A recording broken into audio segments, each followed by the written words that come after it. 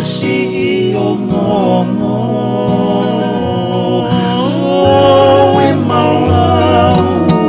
o vailahi ku whanongo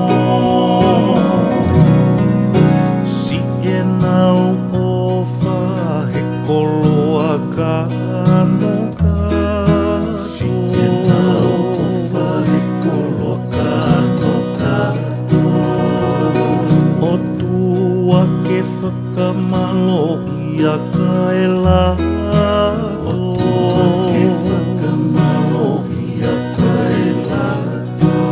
ingoa ke whanua isi e mau kato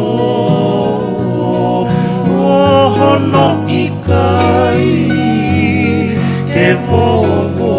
pea kakato haka oku totolo isi oku loto haka oku totolo isi oku loto whakakamu e pure aku o fo